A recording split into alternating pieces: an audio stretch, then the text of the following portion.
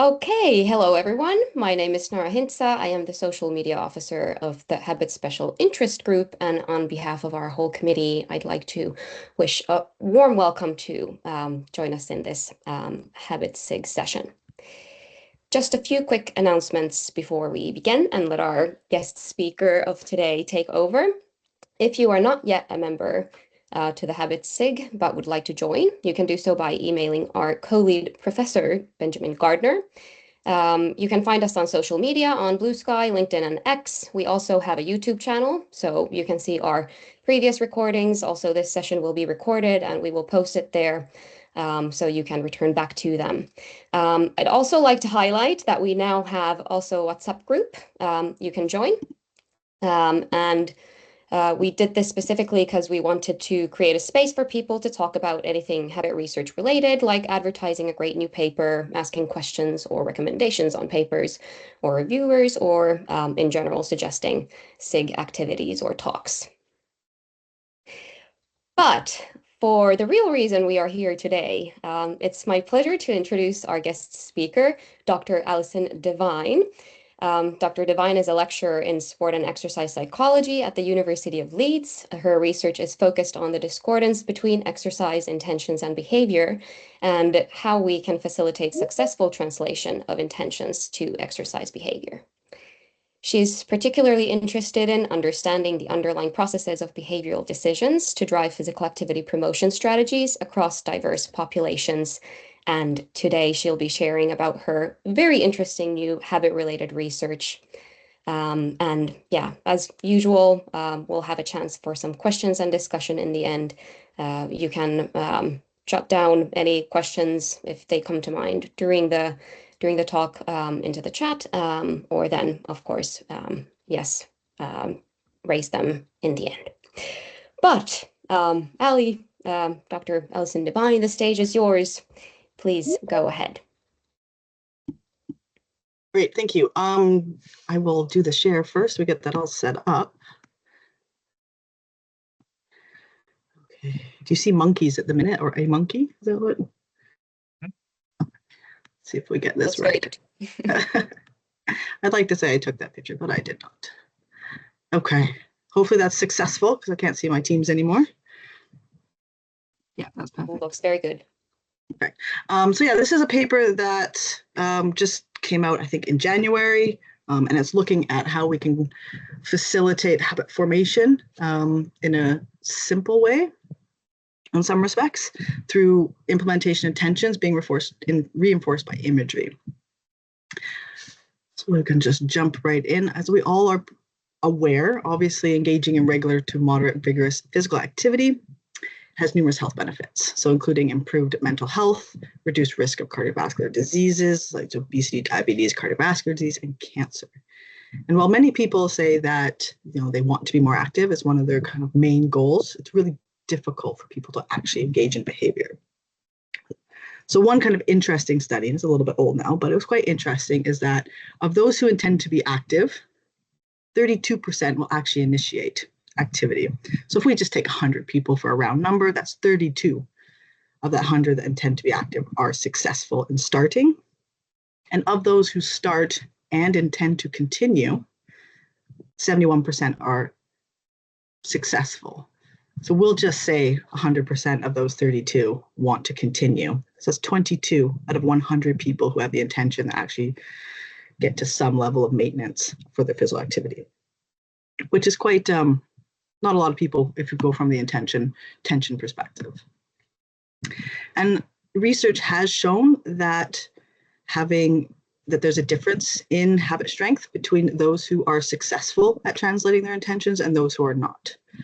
And that this discordance is less likely to happen when exercise is a little bit more automatic.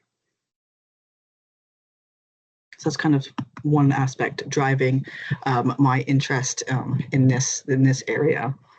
And this is my little, so you'll see this figure a few times throughout this kind of trying to depict some sort of context and behavioral response of this guy getting up in the morning, getting ready and doing some exercise.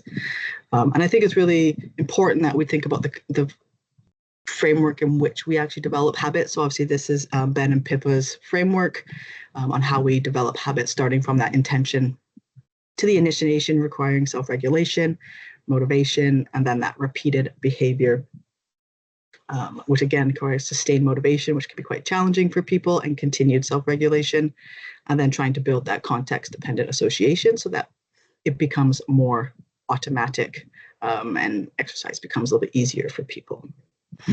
So I put this in because I think when we think about habit formation, we do need to start from the beginning and how do we actually get people active and include self-regulation that aligns with habit theory. We do see that physical activity interventions, habit interventions do increase physical activity and habit strength. There's not that many kind of true habit formation studies within physical activity. This meta-analysis included about 10. But we do see a reasonable effect size of habit interventions. So one way that we can support that self-regulation to help people translate their intentions and be in line with habit formation is through implementation intentions, which are those concrete plans in that if-then format that specify essentially when, where, and how we're going to be active. So if we take this picture, I guess I should say if I wake up in the morning, we should probably say when I wake up in the morning, then I will get ready and be active, or in this case, lift weights, as a way to highlight kind of that context or something we could specify in implementation intention. And these implementation intentions are generally thought to act on behavior through increasing accessibility of cues related to that opportunity to act, developing strong mental links between the cues and the intended responses that help to automize the action initiation around physical activity and get people started on their activity when they come across that cue.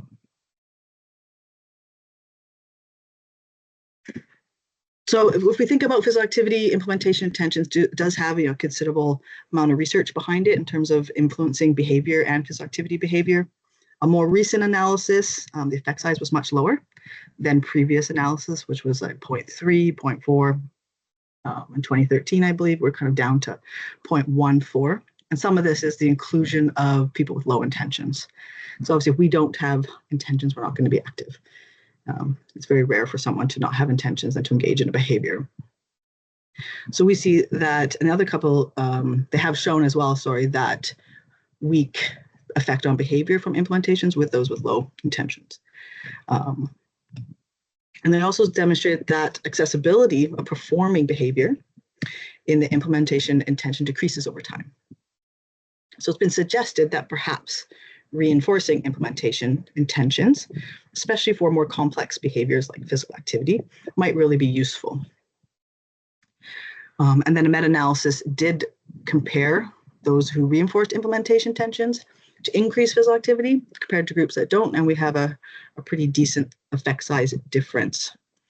So there's something about reinforcing implementation intentions. Now, most of these studies used text messages, reminders, phone calls, and while I think useful for physical activity, there's obviously some concern if we want to consider habit formation process, and that relying on a reminder might actually impede habit formation because we're not actually we're using the cue or the context to drive the behavior, but it's that reminder, and we might get dependent on that, which may impede automaticity.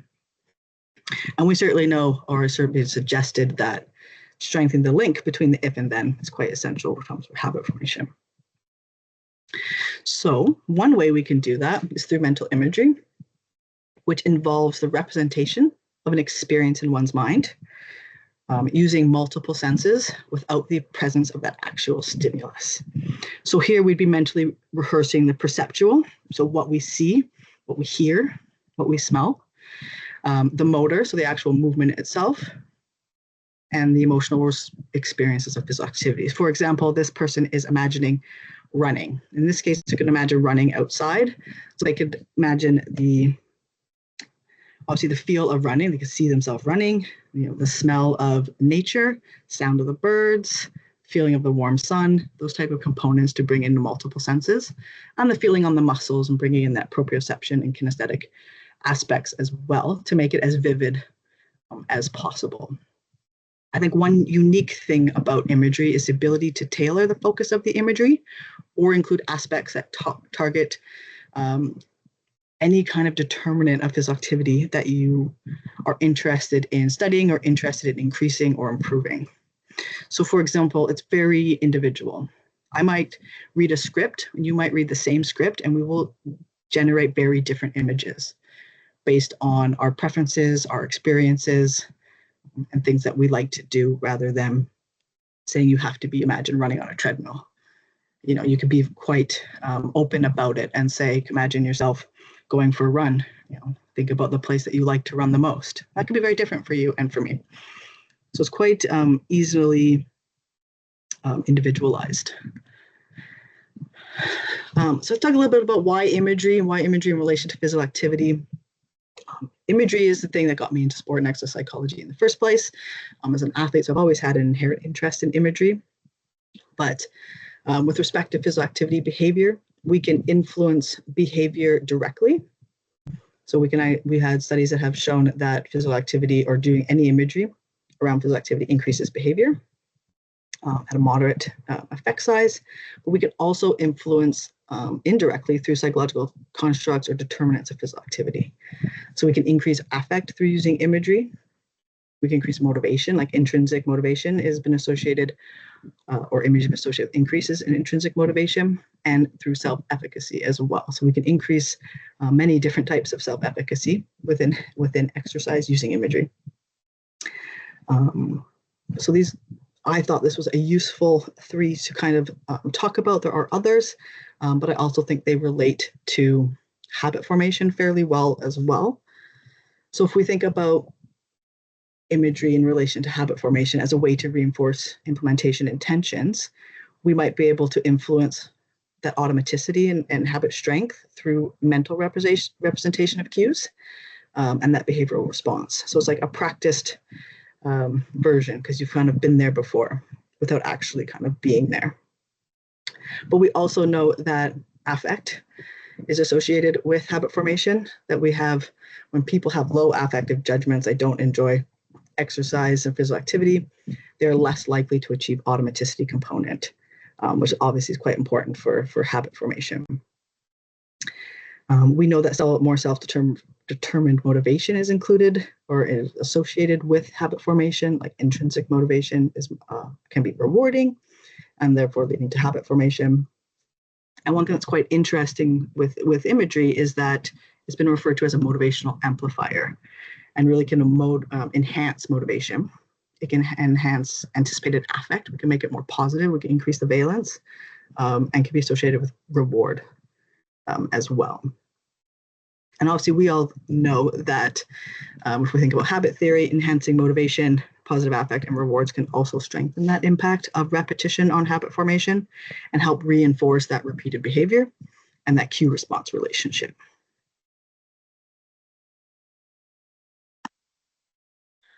So I thought it'd be useful to kind of mention a couple theories that might kind of demonstrate why we think imagery might work in this way, and specifically related, obviously, to habit formation. So we've got the bioinformational theory, which is based on stimulus response propositions. So this is where we would write a script, for example, where we would have a stimulus statement. So the situation or scenario we were asking people to image, but then we also include the response proposition, which is what we want the imager to respond to and what we want them to imagine. So if they imagine yourself running, then we add kind of the response proposition would be, imagine yourself running in the place that you enjoy, make sure that you see the sights around you, feel the muscles, those types of things. So not just the stimulus, but then what do we want them to image about that stimulus and that response? And it also activates the emotional memory network, according to this theory, so that we get our physiological arousal as well. So we do see increases in heart rate with imagery, and that behavioral response and emotional memory, which I think is quite unique. And the other one is symbolic learning theory, which has been kind of referred to as the blueprint in your mind. And it functions as a coding system. So it helps individuals acquire movement and patterns by creating mental representations in the brain. One example of this I always give to students is Michael Phelps. He talks about winning, obviously, all these medals that he's won at the Olympics, but he talks about using imagery as a way to prepare. And every situation that happens, goggles breaking, something going wrong, he just responds automatically because he's created a blueprint in his mind. He's been there before. He knows how to respond. He doesn't panic. He just does what he's planned to do because he's kind of created this blueprint. That's kind of a really good example of how symbolic learning theory demonstrates why imagery might be useful in these situations. And we've also seen that vivid and realistic representation strengthens mental links between actions and outcomes. So the more vivid we can make imagery, the better. Bringing in more senses and understanding, kind of really seeing and feeling what you would actually be going through in the moment can be very strong for people. So I was curious about this idea. So obviously before we did this paper, we did a really brief intervention just to see if there was something there. And it was a 4-week intervention, implementation, tensions, and imagery, very similar to the methods used in the main study. So I'll talk about them then.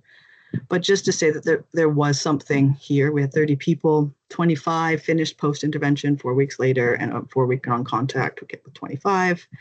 And 86 people completed all 12 imagery sessions, which I thought was quite a useful measure of adherence in this case.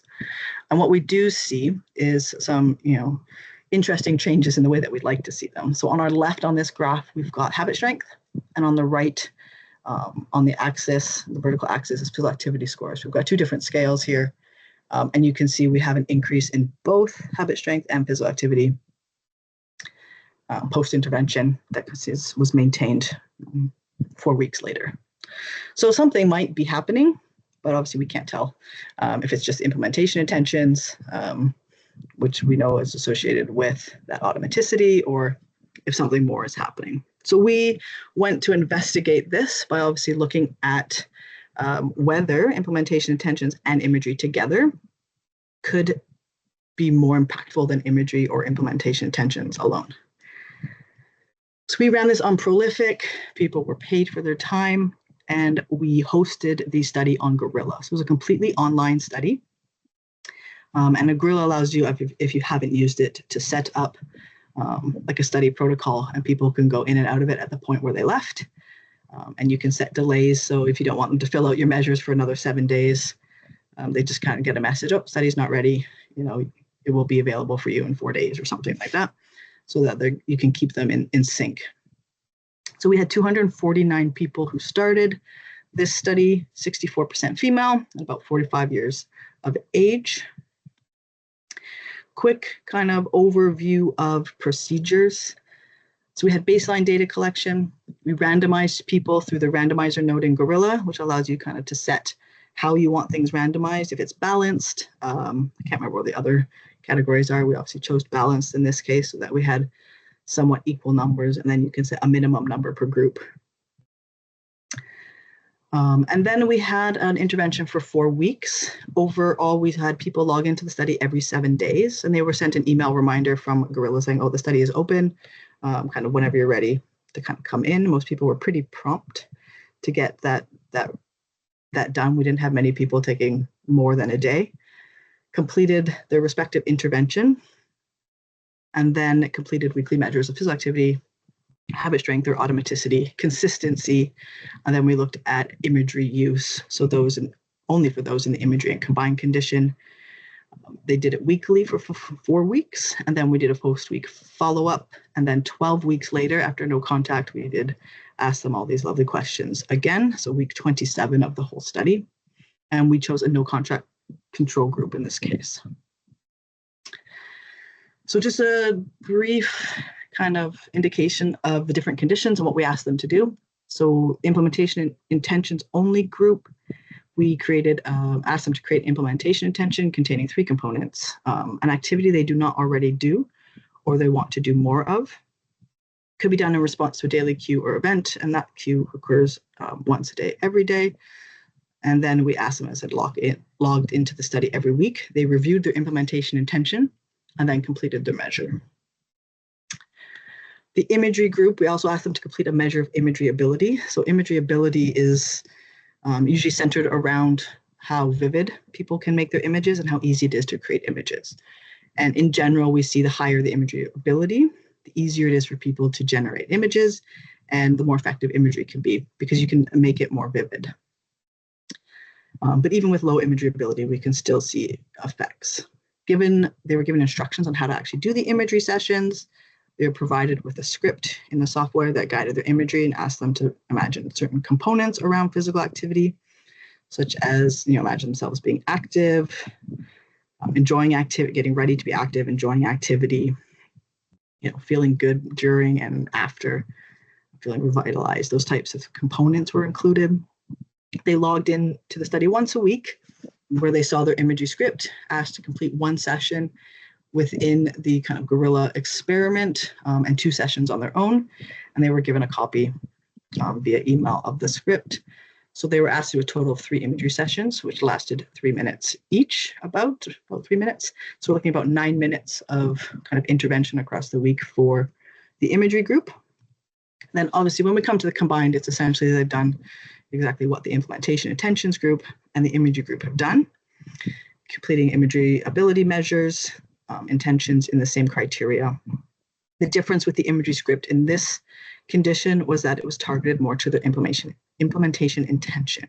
We were able to use the software to automatically bring their implementation intention into the script.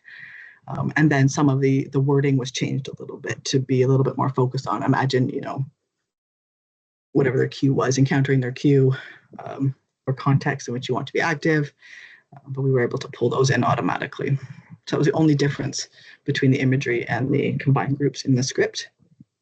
So again, they logged in, they saw their implementation intention, they completed their imagery session, and same thing, about 9 minutes a week they were asked to do. And measures really quickly, physical activity. We did a subjective measure of physical activity, including the Godin Leisure Time Questionnaire. We used the vigorous and moderate sections of the questionnaire as opposed to the light because they're more reliable in terms of people's activity levels. And it's a weighted score where we multiplied vigorous by 9 and 5, or moderate intensity by 5, and gives us what they call a leisure index score. And then for habit strength, we use the self-report behavioral automaticity index, which I'm sure everybody here is quite familiar with, but it asks us essentially how automatically we do physical activity. We used the vividness of movement imagery questionnaire 2 to look at ease of imaging movements. So some imagery ability questionnaires asks people to do the physical movement first and then image. This one doesn't, so it's a little bit more user-friendly when we're considering online studies. The other types of scales work a little bit better when you're kind of in person. So it asks you to imagine certain types of activities. One example is walking, and you rate whether you can see no image at all, but you're just trying to think of a skill, to a perfectly clear image, almost as normal vision or feel. So we'll look at from a visual and a kinesthetic perspective of the movement itself. We also measured consistency of behavior, so how consistently you were active at the same time each day, from 0, not consistent, always at random times, to 3, always consistent. And then for fidelity, we did check all the implementation intentions to assure they followed instructions. I believe there was 3 that didn't, and they were given the choice to either, with some help to rewrite them in the right context or kind of withdraw from the study. Everyone rewrote them and kind of continued on. So that was a useful retaining of some participants there. Stats, we did, say, a series of mixed repeated measures ANOVAs for habit strength and also for physical activity. We did one that was baseline, post, and follow-up, so that we included the control group in that. And then we looked at weekly changes, so we can see if there's any impact on when things may or may not start to increase, which obviously was just the intervention groups because of the no contact components of the control group. So just a bit of participant flow. You can see the numbers we started with for the randomization. Each condition varied from 53 to 66, depending on what condition they were in. and total attrition, I think, I can't remember the averages off the top of my head, but it ranged from 15% to 27% in the implementation intentions condition. But the imagery and the combined group were the lower in terms of reducing or amount of attrition, which may or may not be a useful indication of the people liked it to some degree, or it could just be random. So what we found is a significant interaction between time and condition for habit strength. So we have habit strength on the left vertical axis, and then we have our intervention conditions along the bottom with baseline as the white column, the post-intervention is black, and follow-up is gray. And we see this interaction for two conditions. Imagery, we see an increase in habit strength at post-intervention and a difference between baseline and post-intervention. And then for the combined, we see a difference between baseline and post, and then post and follow-up, and then obviously between follow-up and baseline being significantly higher. We look at weekly. There's also significant interaction for habit strength, and it looks like it showed that habit strength started to increase at 3 weeks. It kind of didn't change week 1, week 2 very much, and then we had this bit of a jump. It just kind of jumped out of nowhere, it feels like. I thought there'd be slightly more gradual, but it seems to have this big increase that was essentially maintained over time and slightly higher follow-up. We didn't see any change in implementation and habit strength for the implementation intention group at all, which was quite surprising. An interesting maybe discussion point at the end. And we do see some increase within the imagery only condition, but this is happening at 5 weeks at that post-intervention, taking a little bit longer than the combined group, and then a little bit again at follow-up, which was just significantly higher as well. So there's some increase. I don't say we have formed habits by any means. We're still relatively low on the scale for automaticity there, but we are seeing some increase.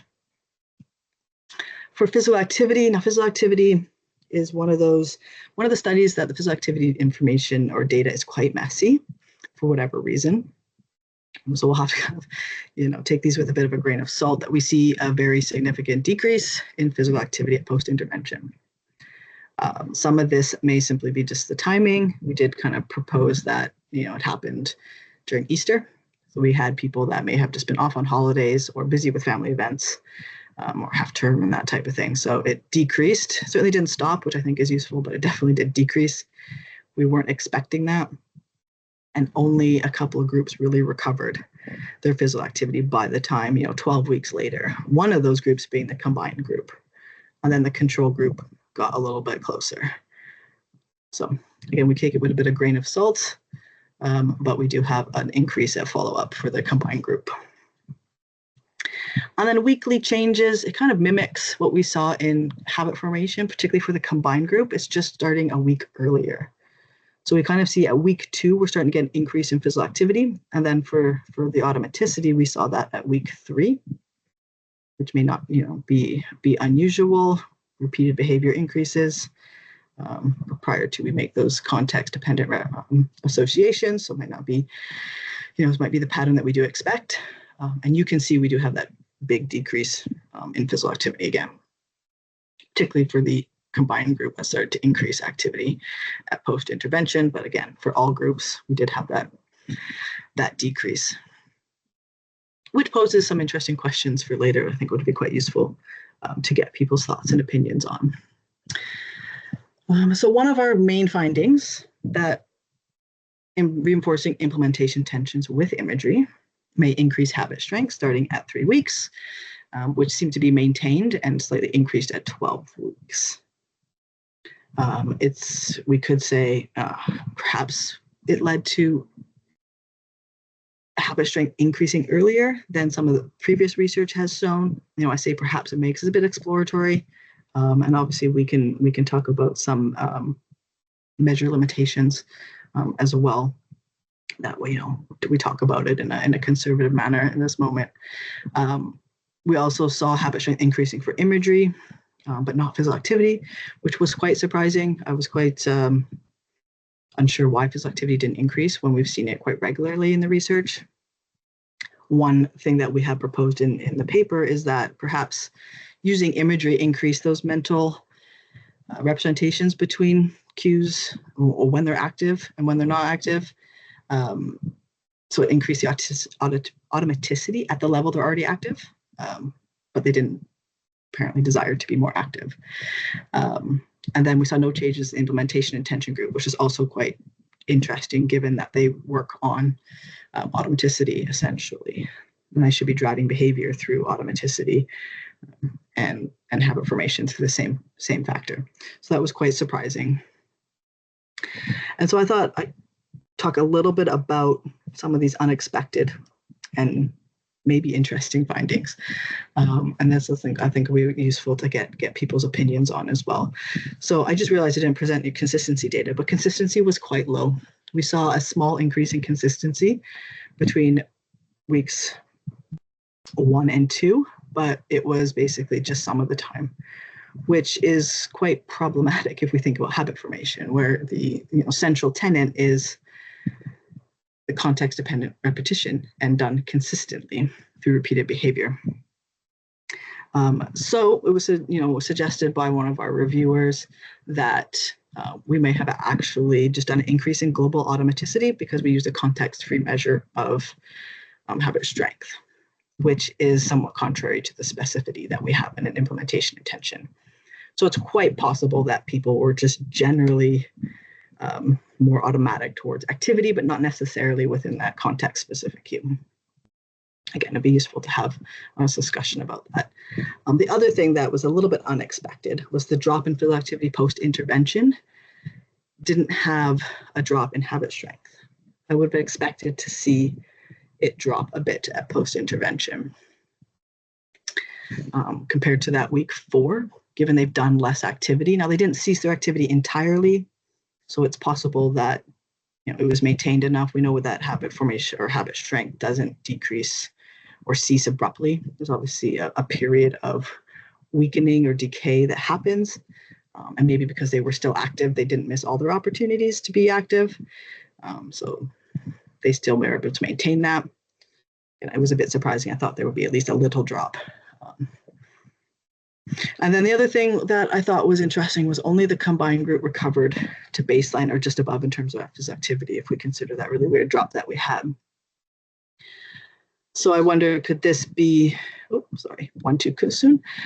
Could this be due to the fact that they were still a little bit active? So they maintained that level of automaticity. So as they increased their physical activity, kind of that habit change stayed higher. So it helped them recover. Is there a protective mechanism to drop some physical activity to allow people to come back and be more active? Don't really know. I just wondered if that might be something that's happening.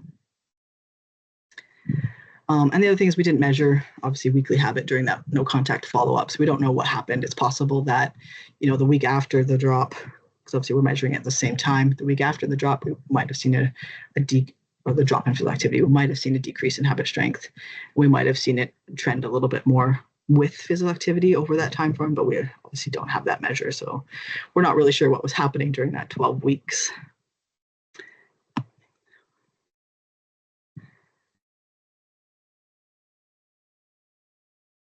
And then the other question is that made me think about, is there a minimum threshold of habit strength or automaticity that may help people recover from a drop in physical activity levels or any other behavior for that instance? Is there some sort of minimum threshold that we achieve through our repeated behavior that can help people, whether they go on holiday and aren't active, or whether they're obviously within the same context, but have a change in activity due to an injury possibly, or family issues or caring or something like that impedes their ability to act on the opportunities that they usually do? Is there a minimum threshold that might help people recover in kind of the weeks following? So yeah, I thought those might be some interesting points for discussion and getting your thoughts on. So I will basically probably leave it there. Kind of maybe open the floor for comments, thoughts, questions.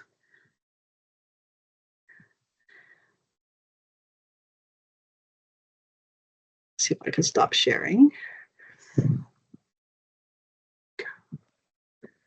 There we go. Thank you, Alison. That was so interesting. Can I just check, can you just hear me and not loads of drilling? Yes, I can hear you. No drilling. Okay, that's fine. It's just me that's surrounded by, I can hear the drilling. That's fine. I'll try to be coherent. Nora, is it okay if I kick off with a question? Oh, absolutely. Please go ahead. Thank I was you. raising my hand by accident. Oh, okay. I was meaning to applaud. Thank you.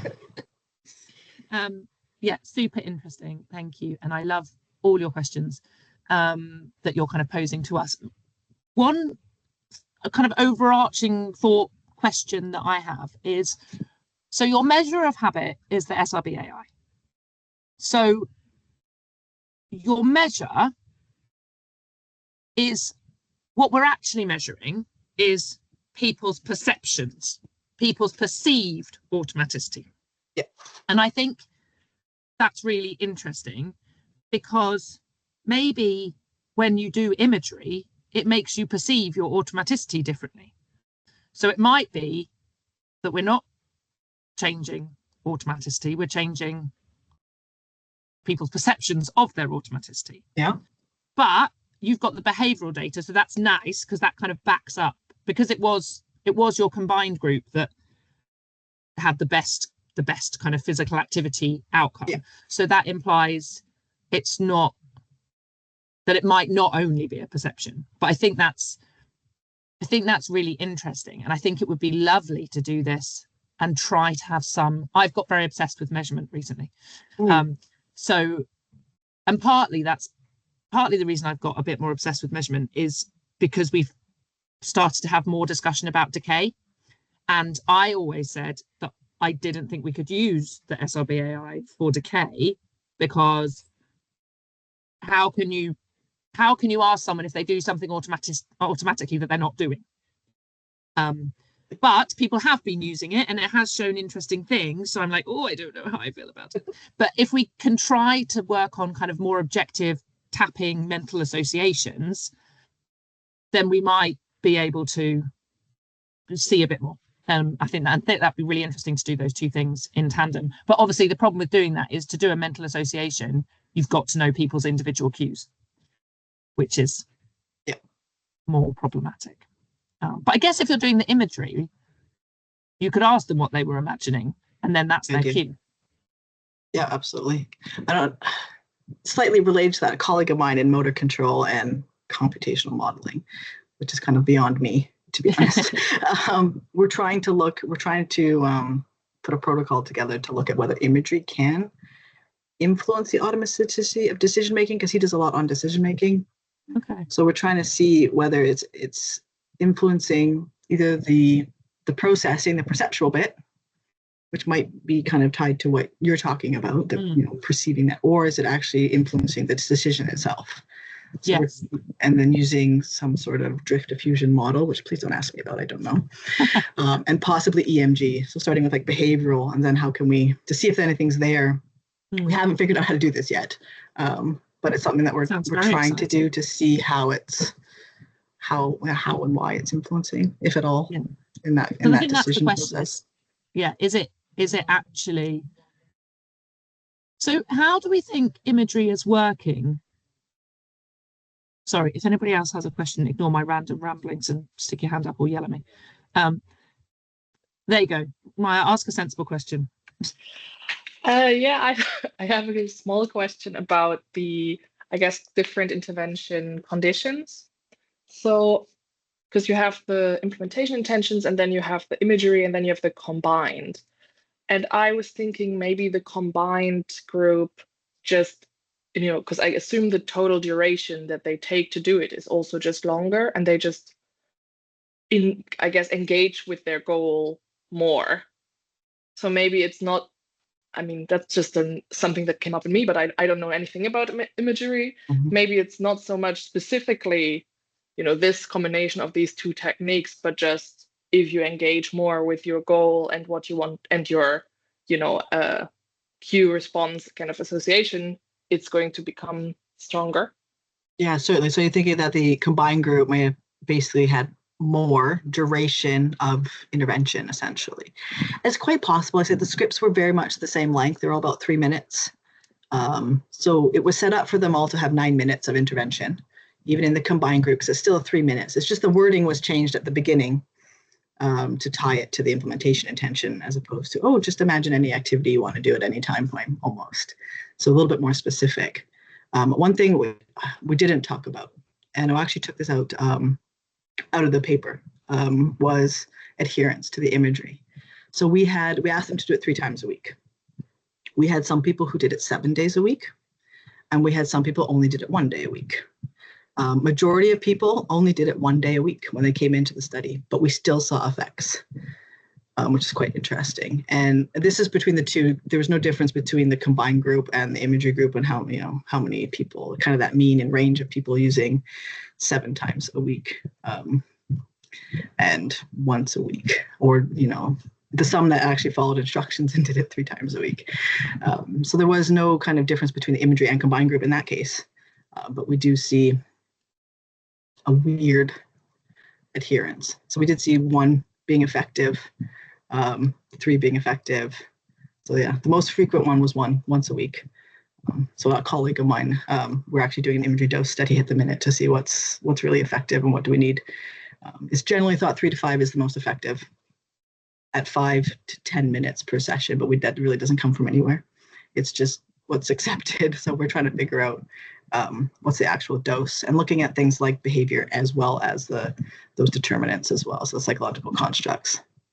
So we'll have a better definitive answer hopefully next year about that type of thing. But I see where you're coming from. It was structured to do 9 minutes per week for both groups, but there was some heterogeneity in how much people did.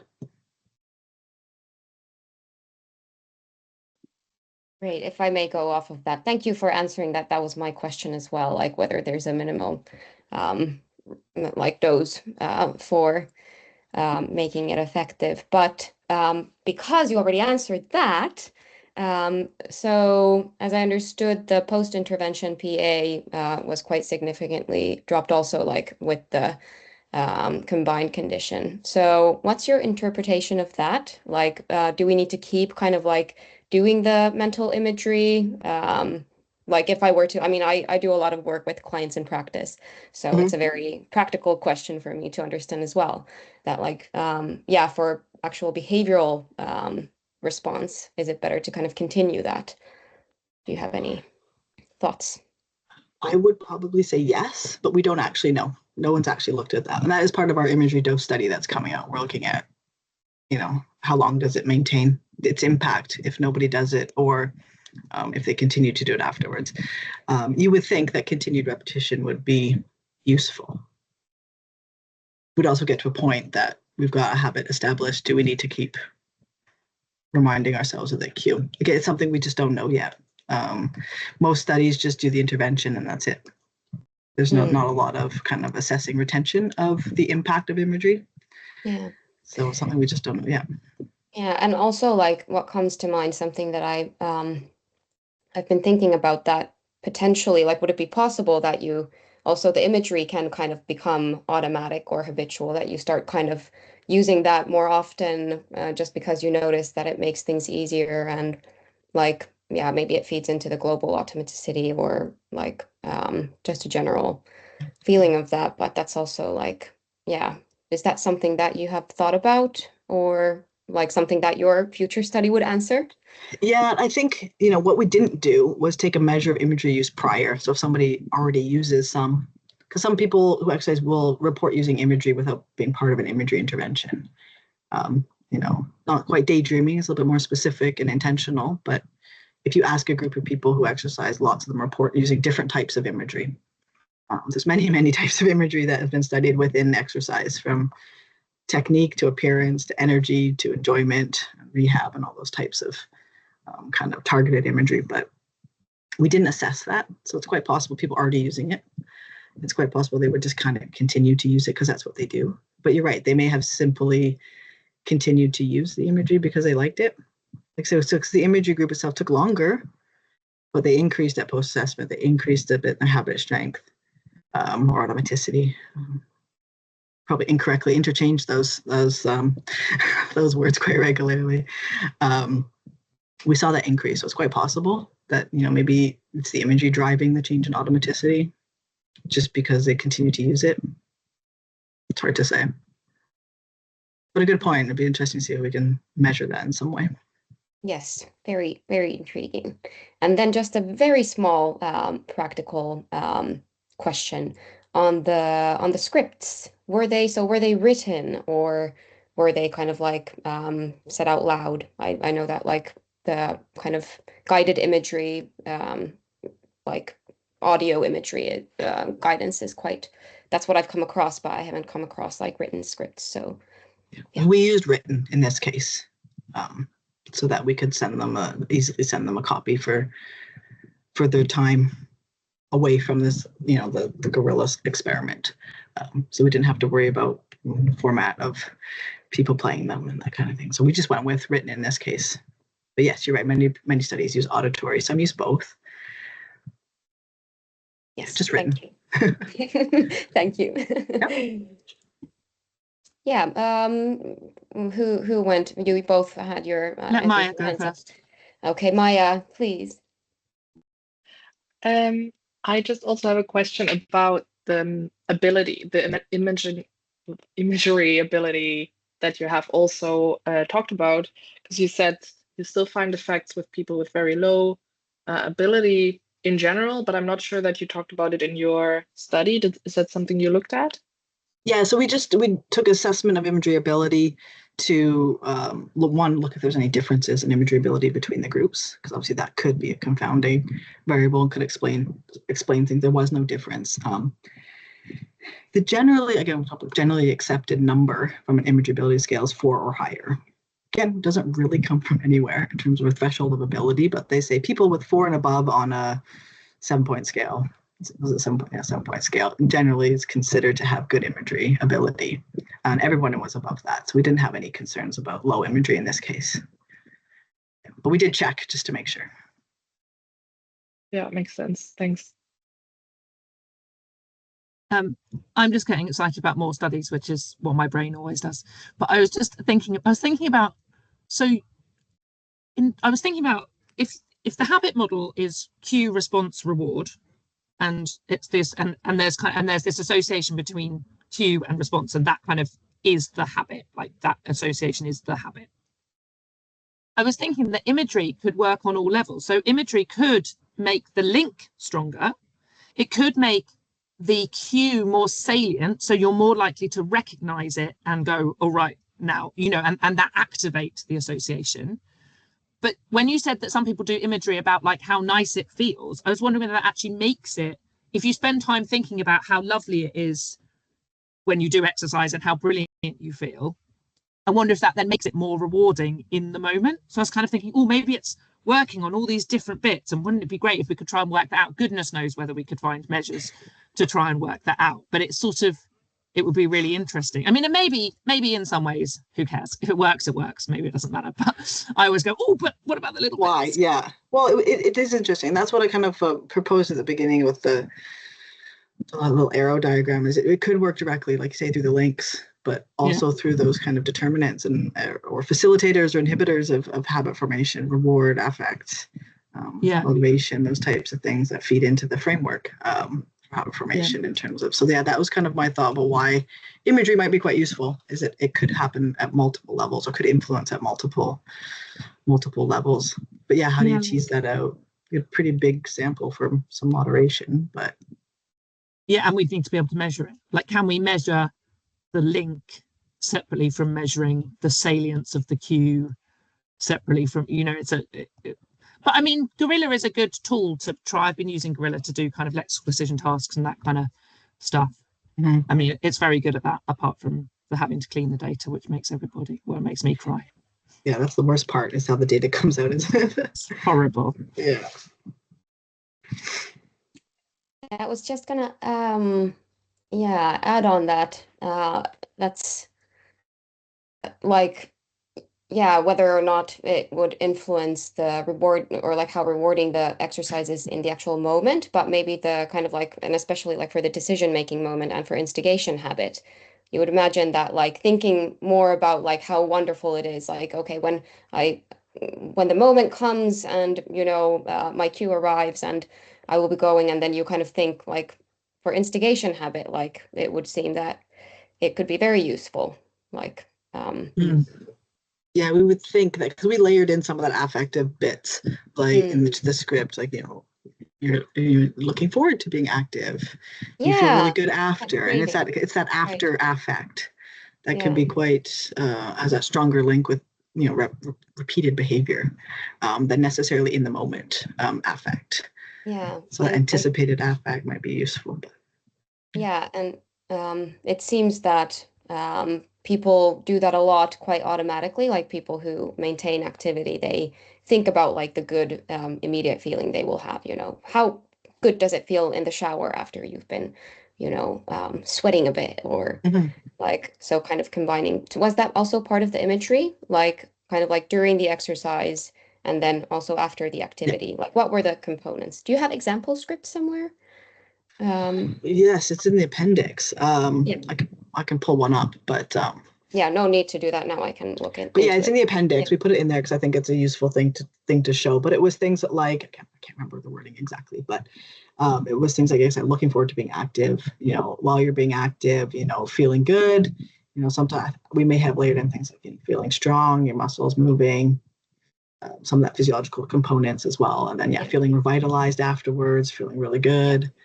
Happy with completing your exercise, feeling accomplished, those types of things. And there was one group that was doing solely that, and then another one that combined the implementation intentions. Yeah. Yes. And the only difference between those scripts were like the first few sentences about just linking it to the cue, their selected cue and context in their implementation intention, as opposed to, just imagine yourself being active. It was just, but everything else, it seems like that, affect components and a bit of self-efficacy, imagine yourself being successful. That was all the same between the two groups. So interesting that the changes were still so, it was a big difference. Yeah.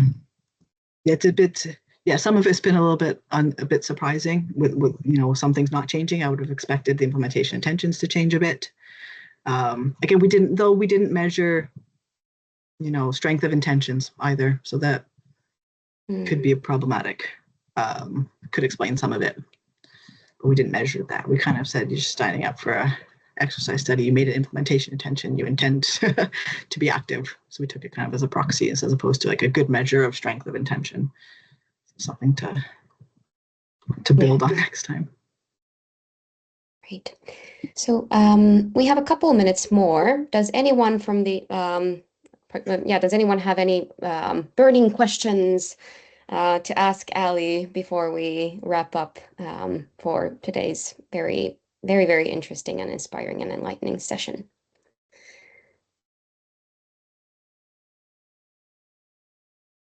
It seems that we have silence. No one is accidentally raising their hands up, but very warm thank you so much, Ali, for coming to do this session. This was so interesting, and thank you for everyone for participating and the discussion. It was super, super interesting, all of it. And yeah, as mentioned, we will be posting the recording on YouTube and looking forward to seeing you all, hopefully in the next SIG session or elsewhere. Thank you for the invite. Yeah. Everyone soon. Thank you. Happy summer. Thanks for organizing. Bye. Thank you. Bye.